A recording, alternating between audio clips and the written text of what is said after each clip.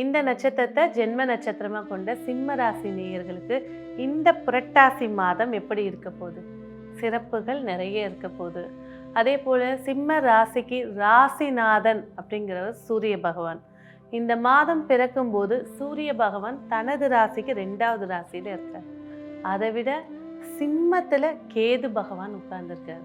குழப்பங்கள் அதிகமாக, அதாவது கேது பகவான் 3 மாதம் ஆச்சு, ஆனாலும் இப்போ கேதுவும் சுக்கிரனும் இணைஞ்சு இருக்கிறது நிறைய குழப்பங்கள். இது பார்த்திங்கன்னா ஒரு 30 வயசுக்கு மேலே இருக்கிறவங்க சரி எனக்கு கடன் பிரச்சனை நினச்சி யோசிக்கிறேன், இந்த விஷயத்த நினச்சி. ஆனால் 5லேருந்து 15 வயதுக்குள்ளே இருக்கக்கூடியவங்க ஸ்ட்ரெஸ்னஸ், என்ன ஸ்ட்ரெஸ்னஸ்னே புரிந்து கொள்ள முடியாதவ. இப்போ உள்ள பசங்க பார்த்திங்கனாக்கா ஒரு விஷயம் கேட்டு கிடைக்கலனால ஸ்ட்ரெஸ் ஆகிடுறாங்க.